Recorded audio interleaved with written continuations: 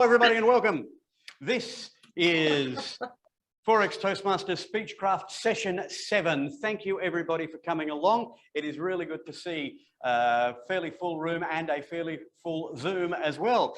It's excellent for you, I hope, excellent of you to turn up is what I meant to say. We are really pleased to see you. My name is Graham Cairns. I am, amongst other things, the Sergeant at Arms of this club, which means it is my job to tell you some of the things that we need to do. One of those is to find your mobile phone. Everybody got a mobile phone? Assuming you've got a mobile phone.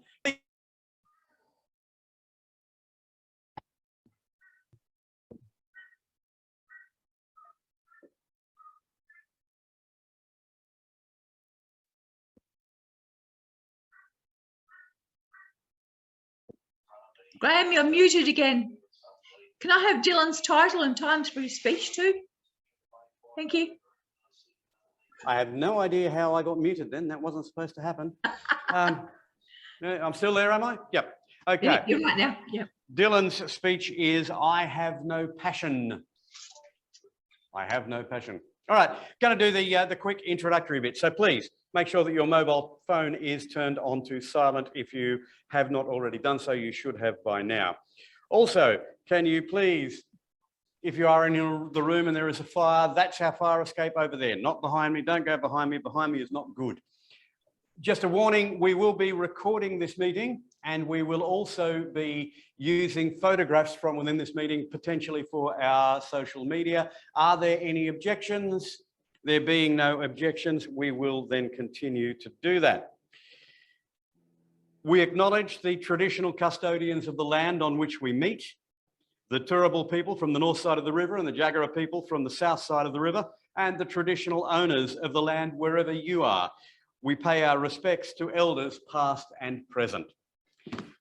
Today we have a number of speeches from Speechcrafters, but before we do, just so everybody in the room knows who everybody online is and vice versa, and so that those of you who are online can see everybody in the room, hopefully we'll start with Dylan. Dylan, can you wave your hand so that we can see you? Yeah, there you go. There's Dylan. Next, we have a guest, and the guest is Kent. Welcome, Kent. Welcome along. Rob, you can introduce yourself. Wait, so I can see myself. Hello, I'm Rob. I'm 80. Hey, 80. Marina. Welcome, Marina. We're out of the shot. Jesse? Jesse, I don't think we can see Jesse. No, we're out. I'm Sandra. No, they cannot see me. My hand. Yeah, I need to work a different camera for next week. But thank you, Jesse. Thank you, Sandra. All right. So we now have everybody who's here. How about online? We'll start with you, Charmaine. Hi, I'm Charmaine, member Next of Forex. up, Judith. Hi, I'm Judith Rowath, member since 1990. Hey, thank you, Judith. Yeah. Yeah. Dominic. Hello, nice to be here. I'm a member of Forex. Excellent. Tom.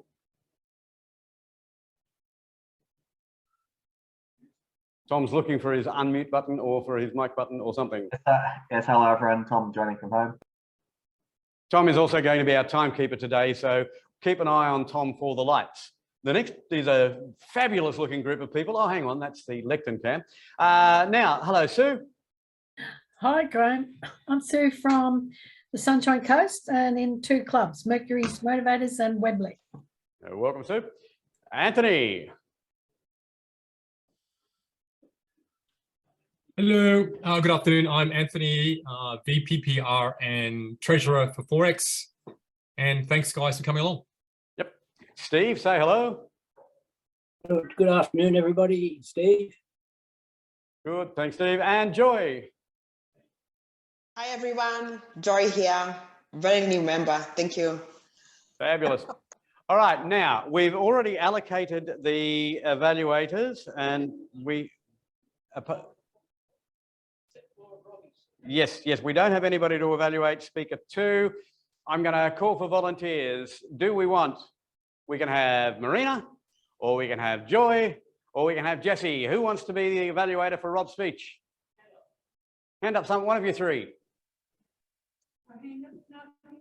All right, Well done. Our second evaluator is going to be Marina. Thank you very much. Marina will be evaluating Marina. Rob's barbershop. Okay, so now we have four speakers. We have four evaluators. We have an educational presentation coming up later. We have table topics as well, and I know that Charmaine has been busy preparing these because we've been talking about it. So let us get the meeting, albeit a few minutes underway, a few minutes late, underway. We have four speakers today, and each of them has been asked to prepare a presentation of approximately 5 minutes. So if I can have lights at 3, 4, and 5, please, Mr. Timekeeper. Speeches of 5 minutes each. Persuasive speaking, using words, being persuasive, talking about passion. The first of our speakers today is going to be Dylan Zach, and Dylan says he has no passion. We've seen Dylan speak before. We know that's not true, but his title for his speech today is I Have No Passion. I have no passion. Please welcome Dylan.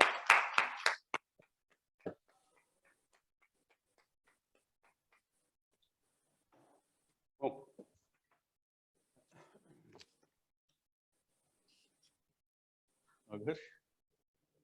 Okay, thank you, Toastmaster, fellow Toastmasters. When Adi mentioned in the email to put together a speech about something I'm passionate about, I was actually really disappointed because I realized for as many hobbies as I have and as many strong interests that I have, I'm really not passionate about anything. It's easy to say, I love travel, I love food, I love music. Yeah, well, I just didn't feel the passion for it. So I thought, what do I feel really strongly about? That's something a bit unique to share with everyone. Well, since I was a young boy, my dad used to always give homeless people a little bit of money, sometimes food, sometimes even a bottle of alcohol. And he didn't have much money, so I was always surprised to see him sharing. But I grew up seeing that it was important to help around those people around you that perhaps couldn't help themselves. And then what happened is I became more curious about these people that actually ended up in these situations. So around 10 years ago, I went to visit my dad, and he had this old rental property he was working on. And as we pulled up, there was this guy climbing out of the dumpster with his dog, throwing cans out into the street, aluminum cans.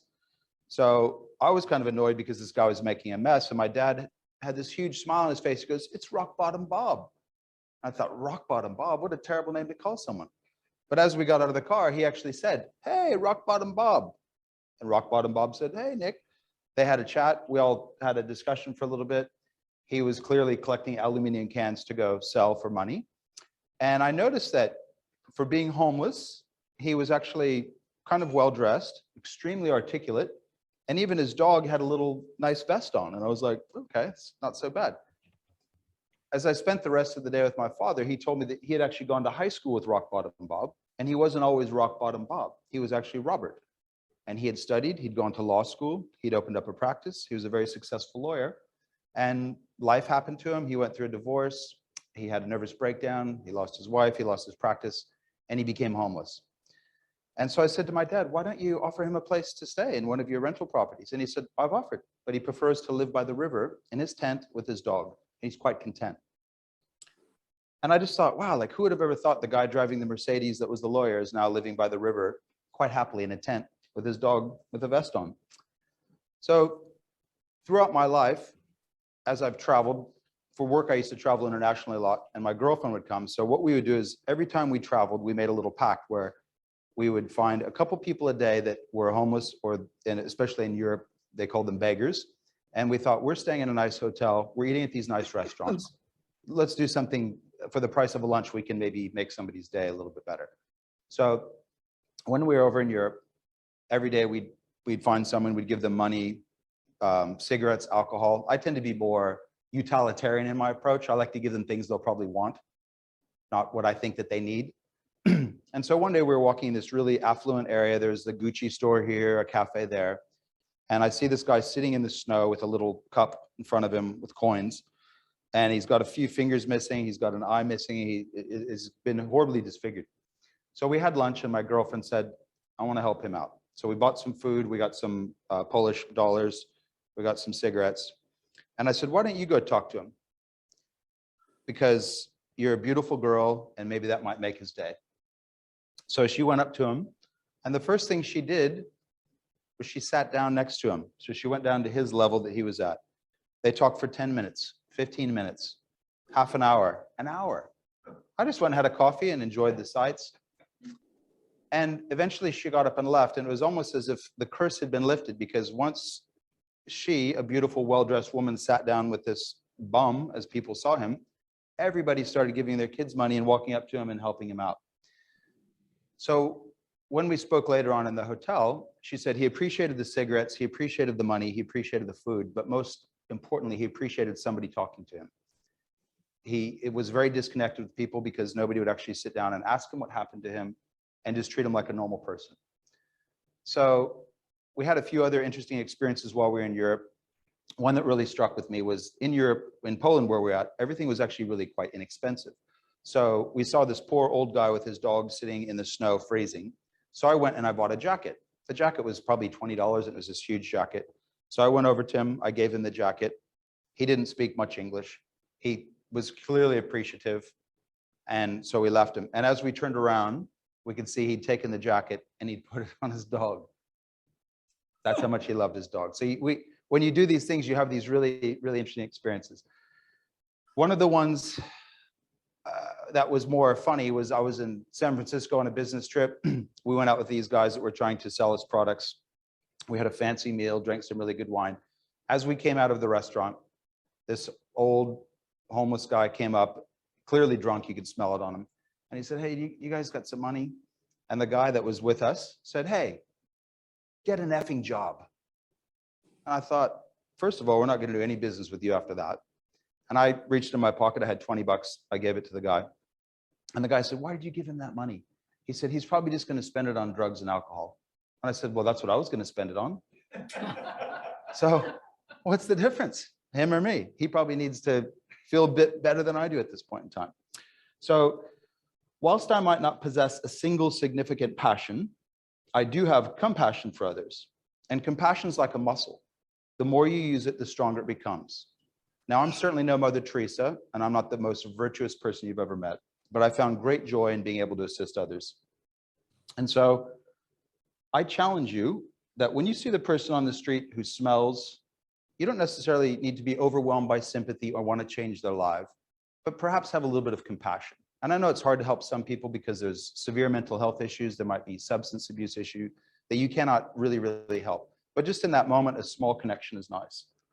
And as hard as it may be to conceive that someone someday, could be me, could be you, could have something that happens that you spiral and you end up there. So have some compassion when you see these people because it could be you on there. Thank you.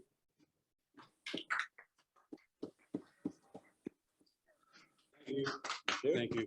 Thank you. You're evaluating Rob, who's speaking next. Good. Thank you, Dylan, for that. Actually, Dylan's observation that somebody said to him, they're only going to spend it on, booze or drugs.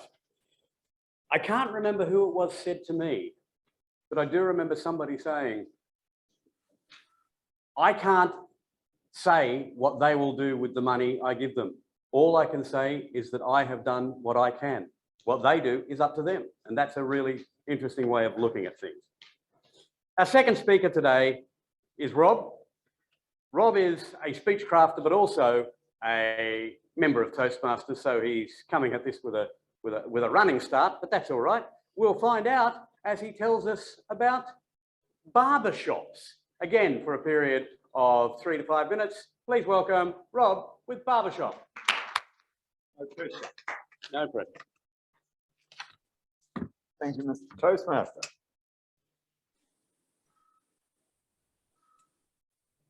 My topic is barbershop, and can I ask all of you, if I said barbershop, who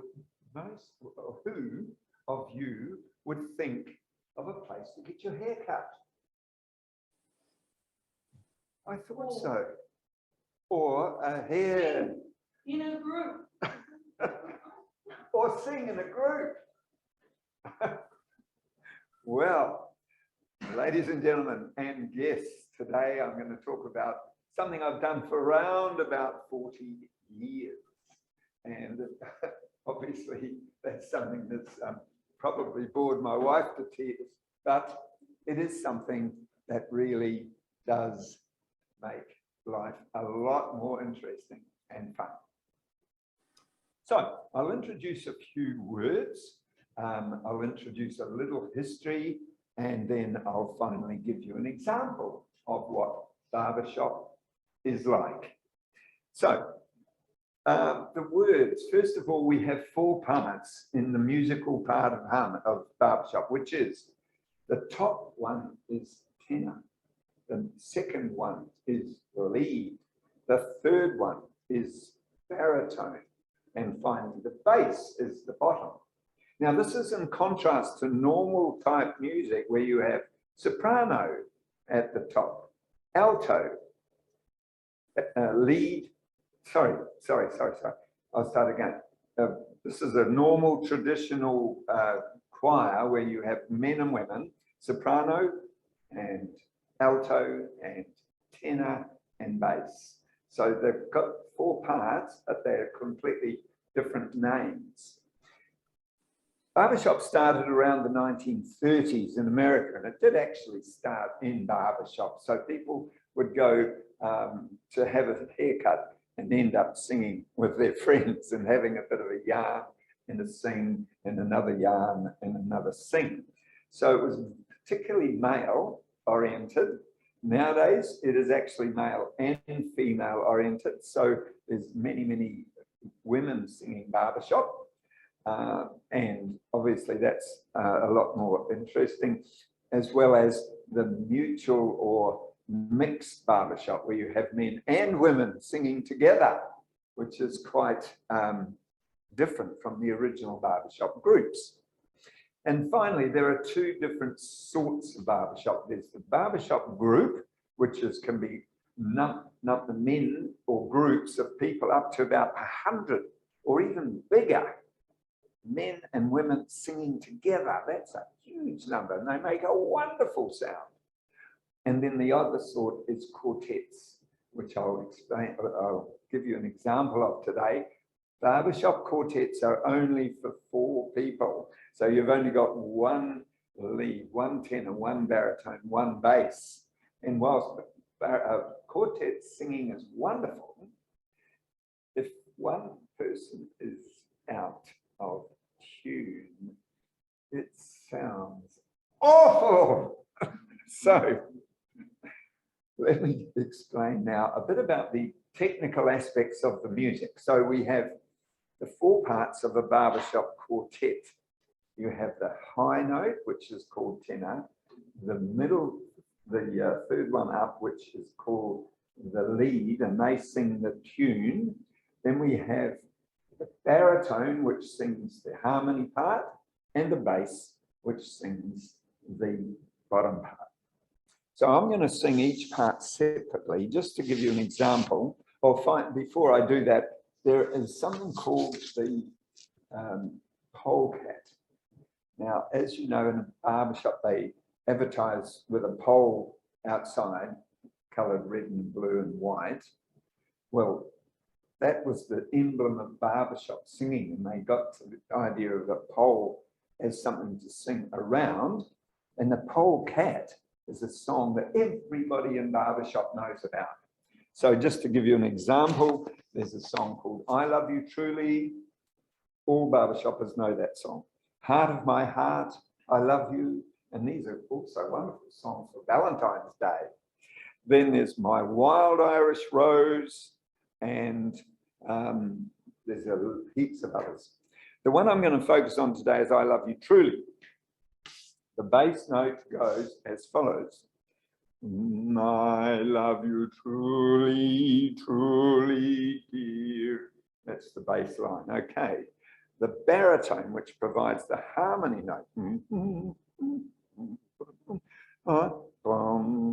I love you truly, truly, dear. And then the tune, which is quite different from those 2.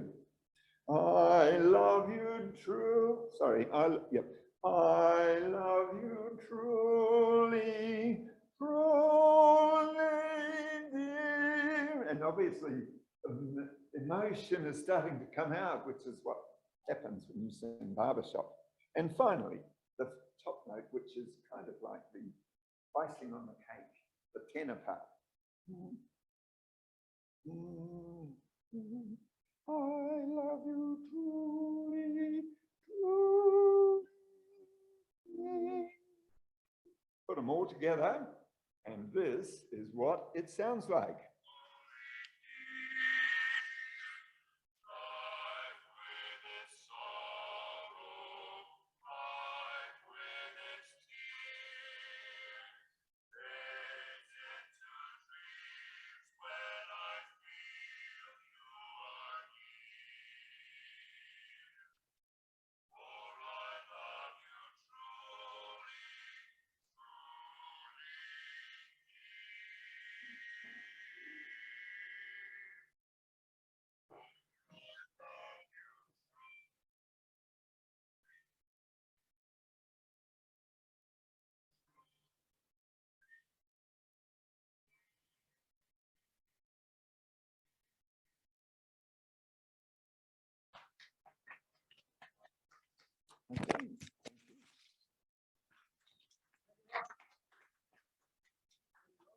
Well, maybe those of us who can't carry a tune in a bucket feel inadequate.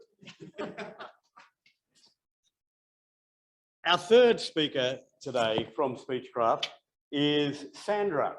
And we've so far seen Sandra learning to ride a bike and Sandra learning to drive a car. Today, she is going to be learning to laugh. Learning to laugh. Please welcome Sandra.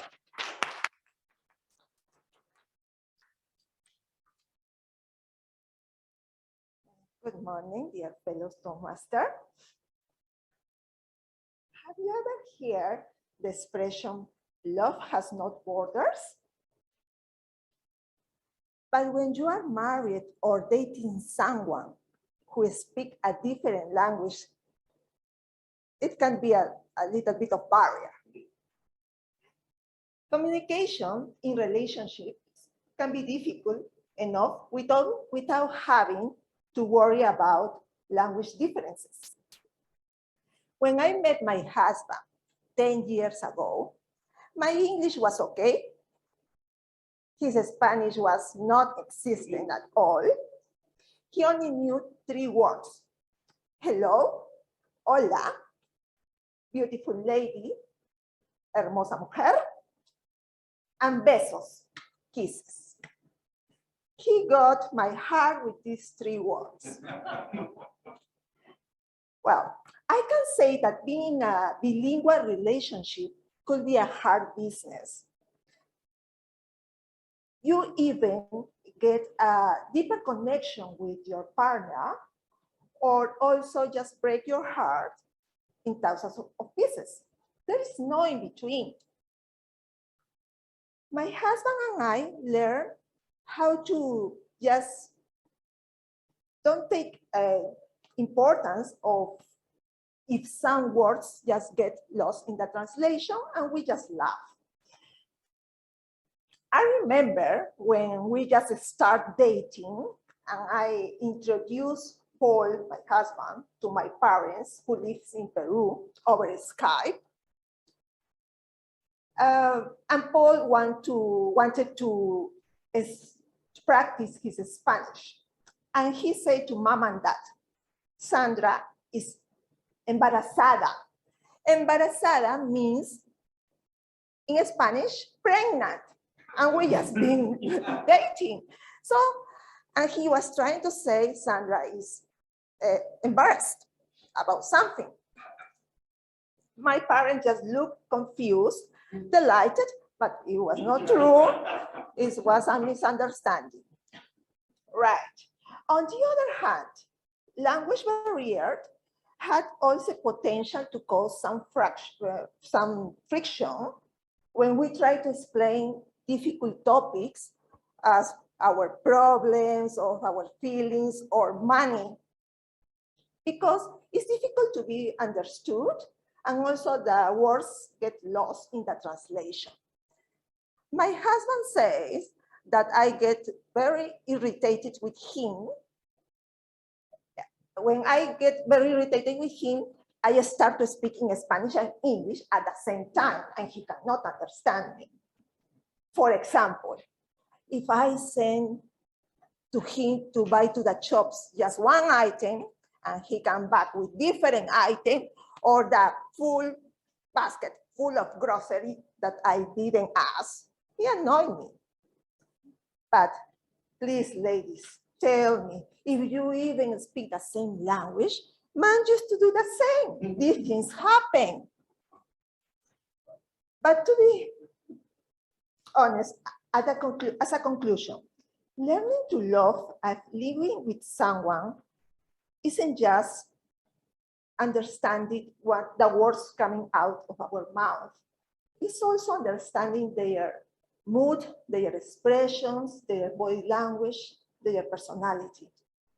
Learning to live with someone, for me, is an exercise in love, comprehension, empathy, consideration, and it doesn't matter what language you are speaking.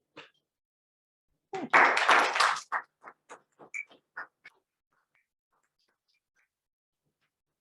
Thank you, Sandra. Learning to love is hard enough in one language, let alone in multiple languages. But then again, I have no words sometimes, and any words that I do have might as well not be English, so it doesn't really matter. Our final speechcrafter speaking today is Steve, and he's going to be evaluated by Sue. Yep. So with his speech entitled Friday Morning or Any Morning, again for 3 to 5 minutes, please welcome Steve.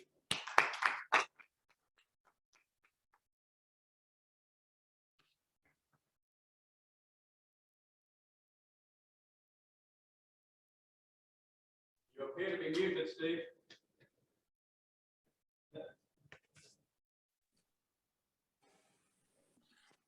Looks like your microphone's not turned on. Friday morning or any morning.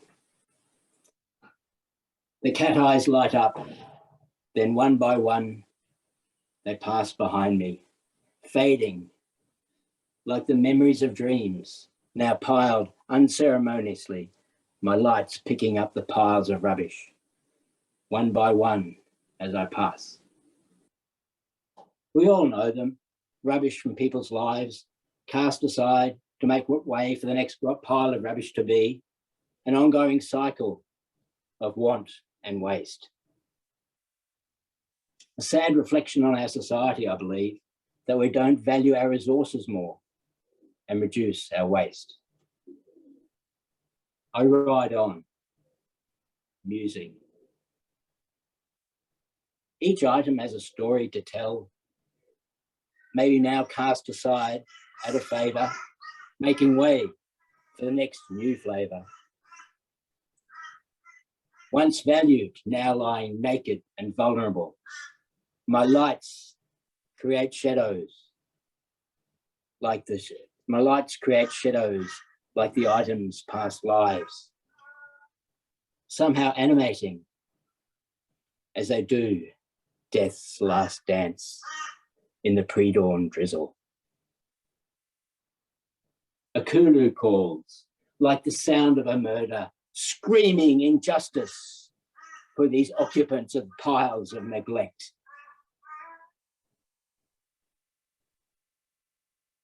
I ponder, riding on. Dawn is breaking. These piles of entities seem less eerie now, with nowhere to hide.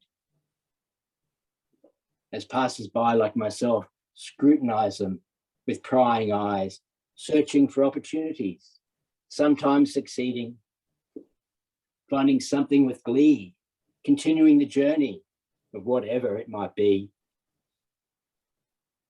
These piles I see as symbolic of human behaviour on a global scale, at the cost of our planet, so wantingly wasteful, upon whose health we depend, and without which all will end. Back to you, Mr. Toastmaster.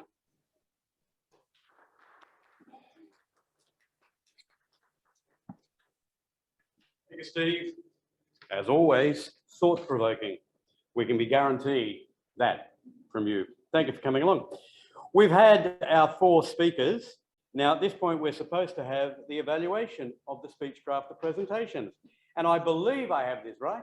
Our evaluations, by the way, are a bit shorter in a Speechcraft course. We ask you to do them for about a minute.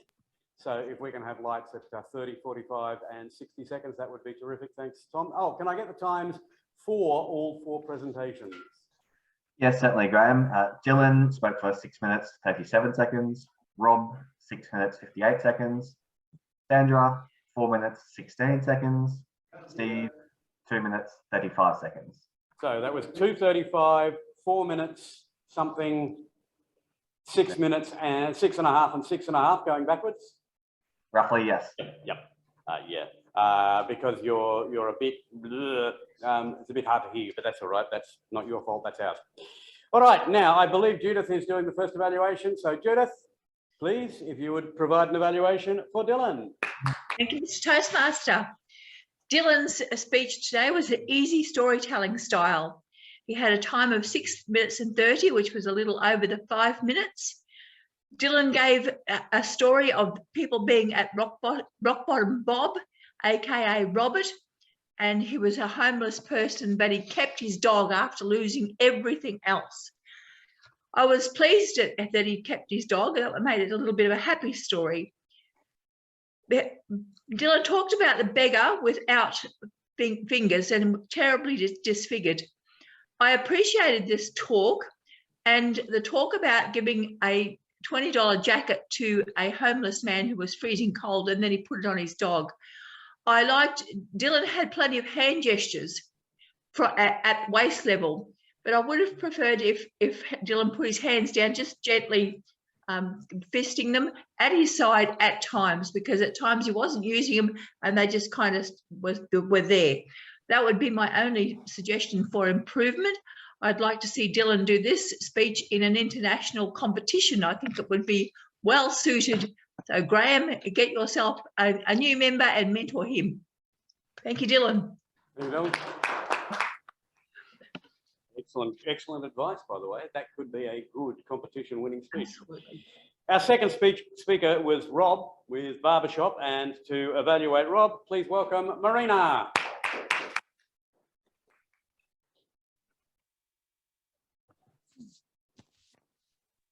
Mr. Toastmaster, Rob delivered a speech and I was very engaged and interested. He started off with a question that got everyone's attention. And we got to think, he made us think about barbershop and what it was all about. He leapt into it. He gave us a lot of history in the intro about how it all began in the 1930s. And I like the bit when he talked about how a pole became significant in a barbershop.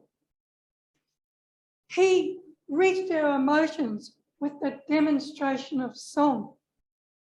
He gave us light and dark with vocal variety. Wonderful sound that sounds awful. So he was very descriptive. He talks a lot about quartets. He's got a lot of quartet information. He talked about all the 4 different tones and that demonstration that he delivered of barbershop on the recorder told us what it was all about. Well done, Rob. Thank you, Marina. Our third speaker was Sandra with Learning to Laugh. Dominic, can you please give us an evaluation of Sandra's presentation? Thank you, Toastmaster. I really feel that Sandra's really kind of come on in this time with Speechcraft. I thought the things I liked about her speech were it had great pace and projection. It was very clear, good hand gestures and good eye contact as well. You know, Sandra, you were looking around the room to all the people in the room. I thought that was great. There was loads of humor, which was fantastic, about your husband telling your parents you were pregnant. You got great energy, great smiles. You kept within time. And you also sort of identified things that we might be able to associate with, like the husband going to the shops and buying the wrong stuff. That's certainly something I do. It was a fantastic speech, and I just there's just a couple of things that I would suggest you do. One is move the lectern out of the way.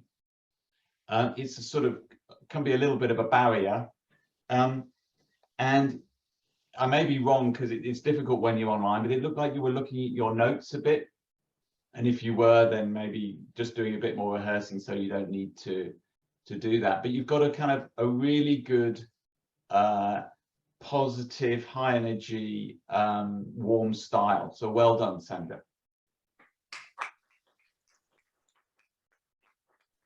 Thank you. And our final presentation today with Steve, with Friday morning or any morning. Sue, can you please provide an evaluation for Steve?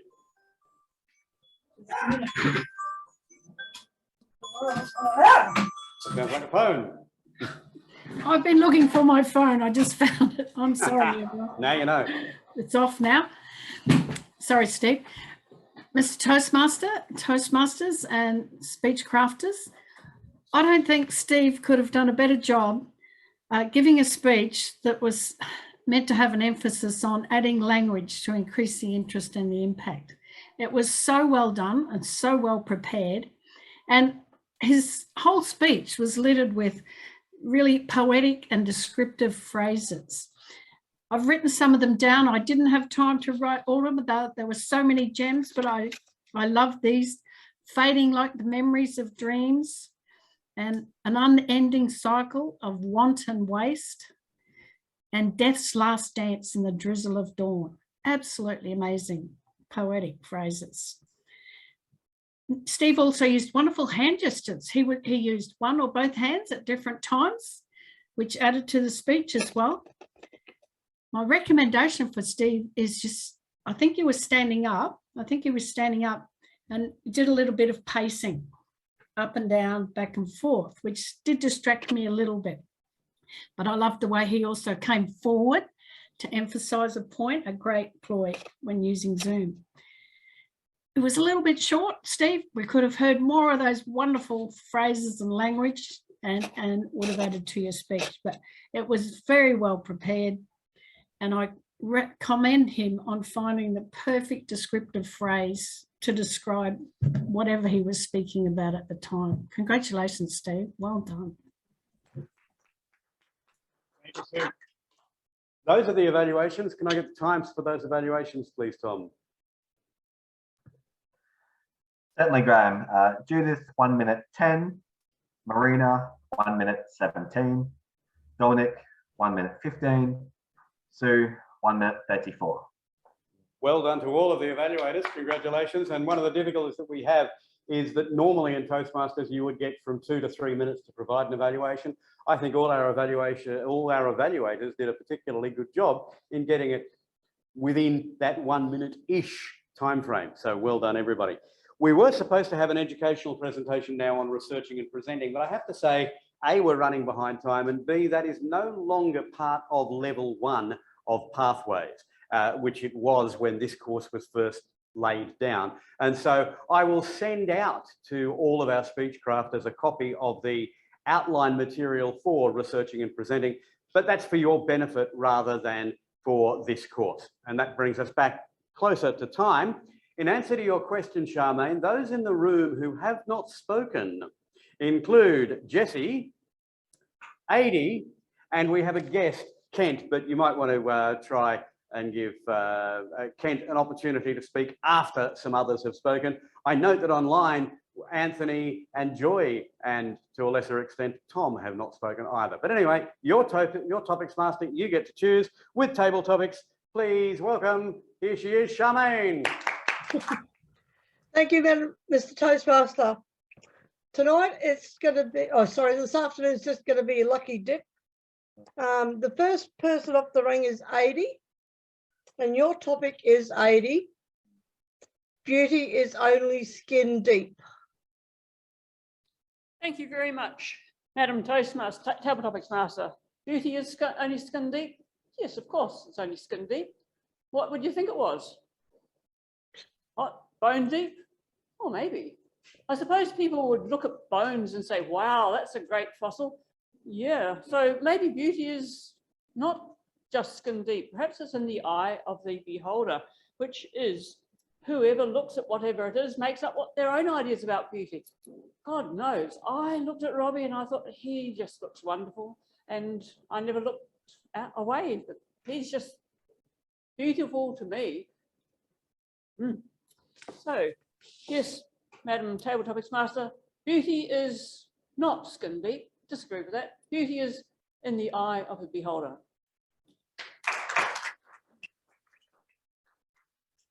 Okay, thank you, 80. The next person is Anthony. Unmute yourself, please, Anthony. And your topic is don't judge a book by its cover. Don't judge a book by its cover, Anthony. Are you still muted?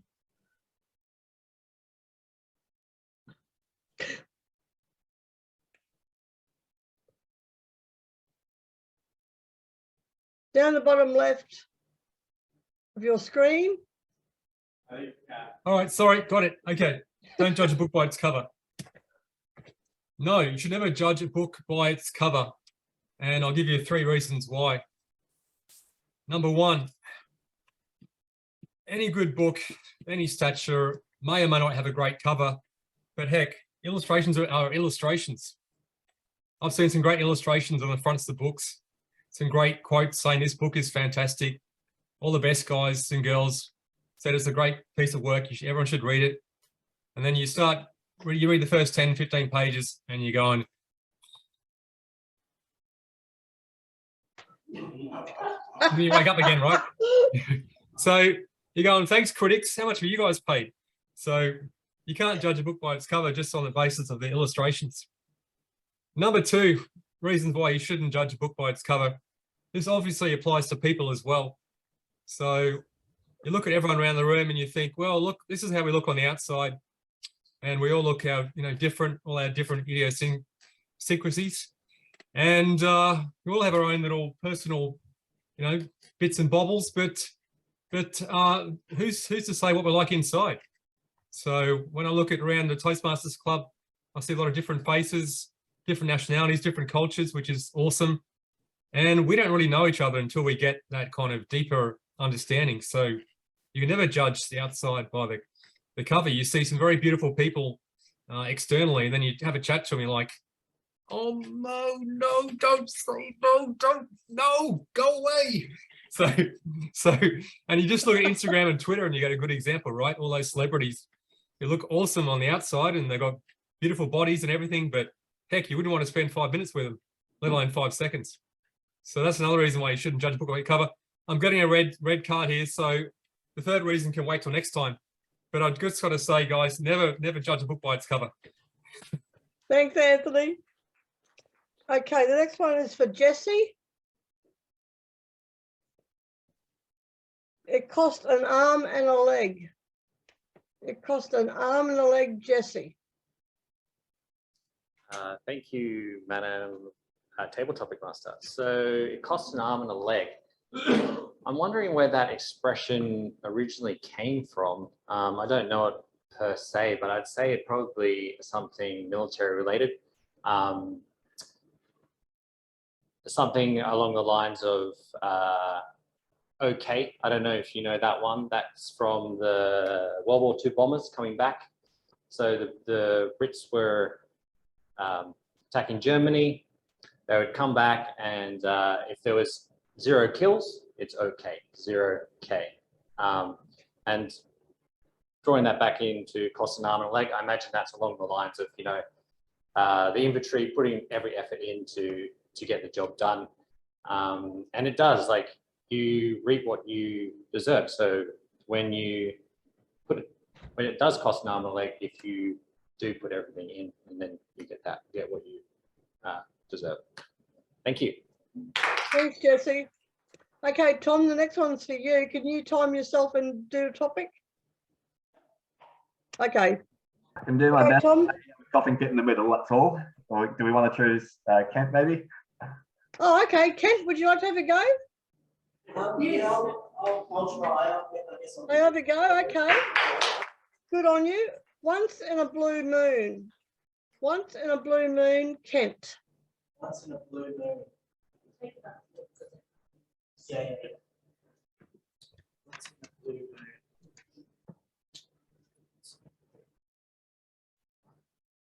It's going to be hard.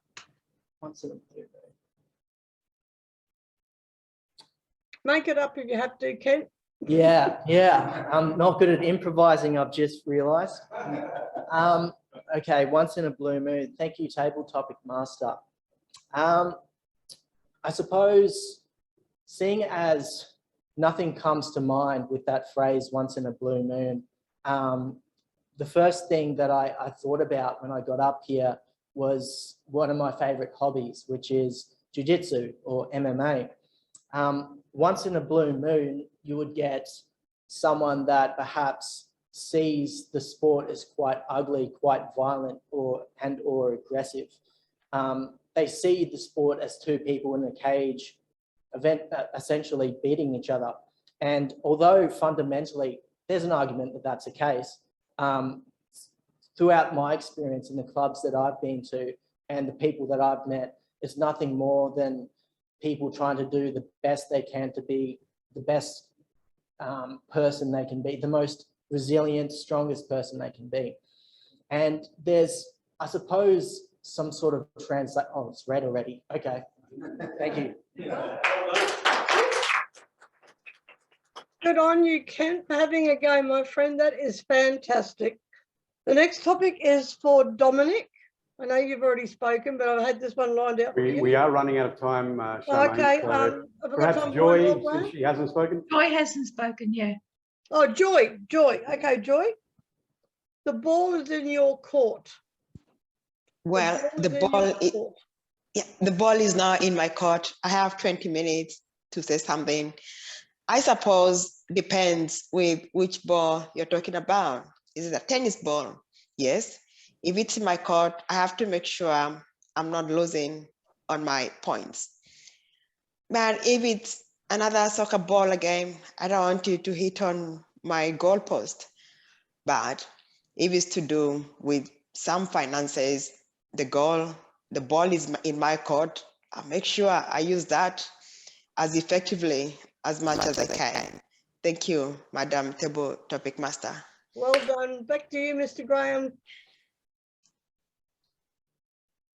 Thank you. I think you passed back to me then, Yeah. Charmaine. Thank you very much for that. And thank you, Charmaine, for coming up with some interesting table topics. Sometimes table topics are as simple as the cliches that we all know, but they all make us think. And congratulations, particularly to Kent, on coming up and doing well, really well. Well done, Kent.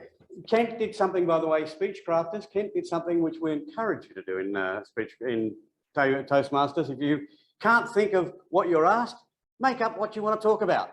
And that works. That worked really well today. So congratulations. Those are our table topics. We've had our extemporaneous speaking. We've had our evaluations. We've had our prepared speeches. Now we get to prepare for next week. And to talk about what we're doing next week, will you please welcome the course co-coordinator, Adi Strickland.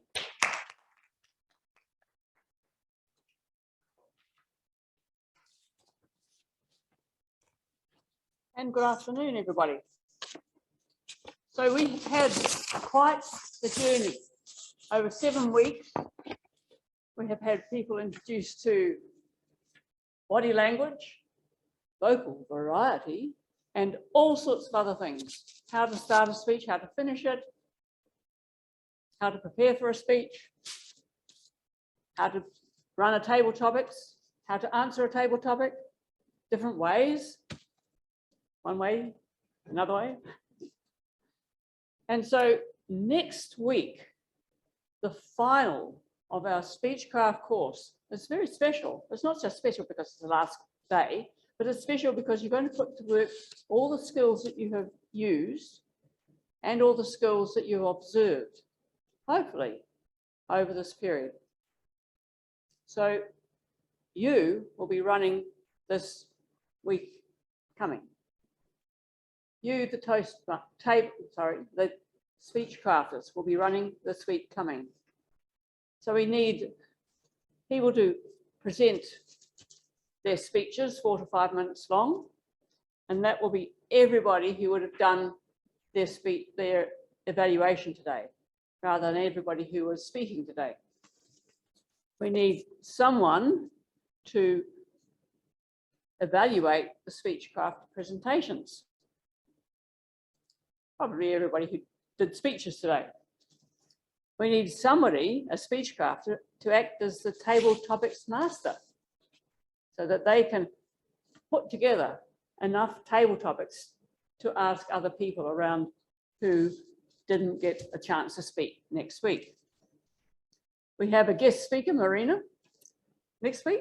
Are you able to do that? Not. So we don't have Marina. Well, we're glad you're here today, Marina. We're really glad. But no, we can't have her. Apparently, we will have Con Papamitros, who is the division director, and he is hopefully going to be here to present the certificates to everybody. So those who are online will get one online sent, and those who are here will get one presented here. We have a general evaluation of this whole course by Graham. And then we have a where to from here by me. Where do you go after you've done a Speechcraft course? However, before that, can I have someone, maybe from this room, Speechcrafter, or maybe online, who gave a speech today and is going to be able to do a table topic session to invent those table topics for next week? Anybody? Otherwise I have to pick someone. Of the Speechcrafters. No, it has to be a Speechcrafter, Anthony. Steve would be good at that. How many does he need? I'll volunteer him. Pick some topics, Steve. You're volunteering Steve. I don't know if Steve's volunteering. He's nodding yes. How many topics does he need? I would say write 6. You might only use 3, but have 6. So I'll talk to you later. So Steve. And we need somebody who wants to speak about this. Oh yes, we do need a Toastmaster. So you've seen how Graham and I get up and introduce the beginning and the end of the session and act between. But I'm wondering which of the Speechcrafters would be the Toastmaster for next session. I nominate Dominic. Dominic? I think Dominic would like to give a speech. I would like to give a speech, but I can be Toastmaster as well if you like. No. No, I think you too be much? Toastmaster and give a speech. I would like to see Dylan do the Toastmaster role. Oh, I was about to say that, Judith. You took the words out of my mouth that time. Look, you're being dobbed in, Dylan. How about it? I'm dobbing you in, Dylan. I think you'd be very good at that. Flying off to this. I can't hear you. He's flying off.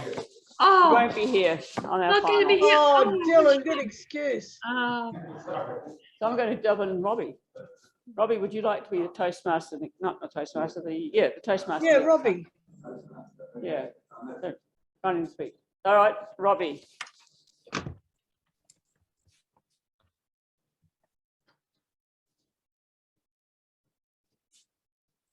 So anybody who has not given their last speech yet will be giving their last speech next week. I hope Long will be here.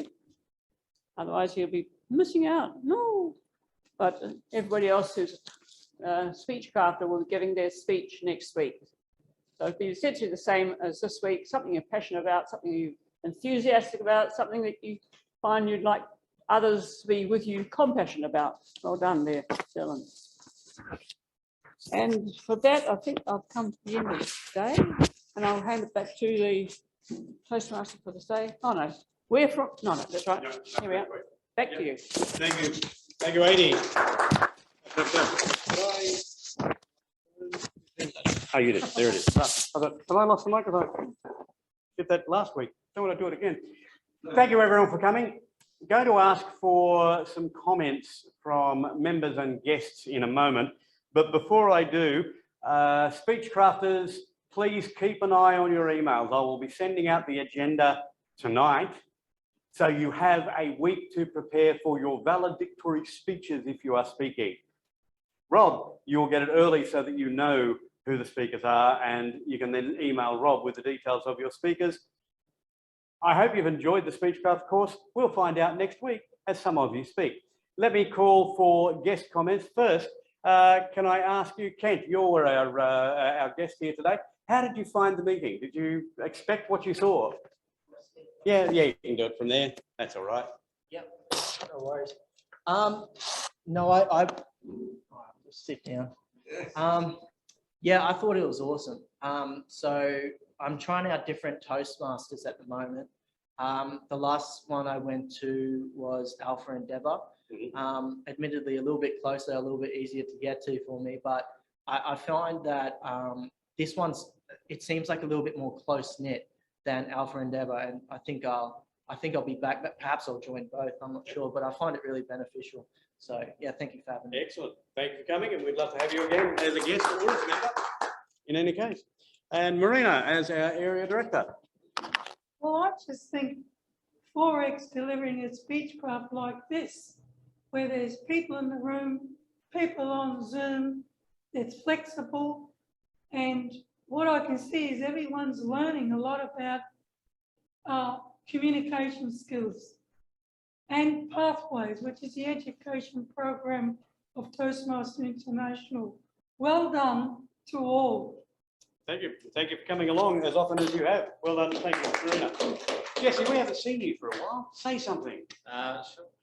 About the meeting, about... I'm kind of bummed I didn't see all the other Speechcrafting presentations. I guess I could look them up online, actually. Yep, we have recorded them all. Yeah, I'll do that. Do that, that's cool.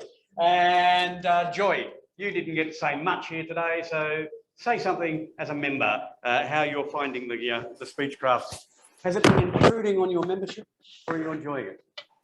Yeah, it's been quite useful, very educational, and I just like the short amount of time you get to learn so much. So next time this comes up, I'll definitely sign myself up. Thank you.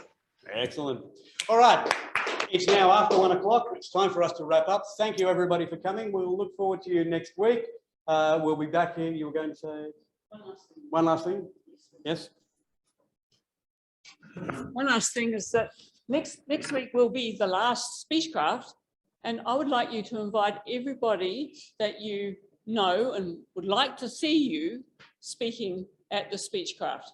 So everybody that's not been here to follow your journey, just invite them along, even on Zoom. And the link is always there, so pass the link along.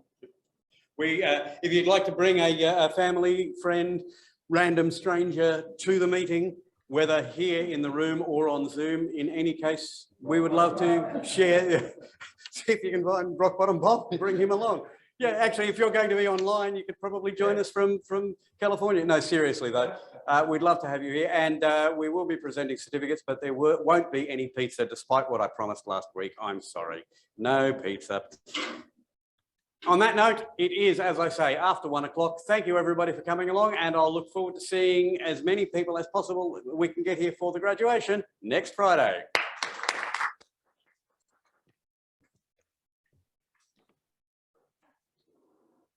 Can you let everybody know, Tom? Thank you. Bye, everybody.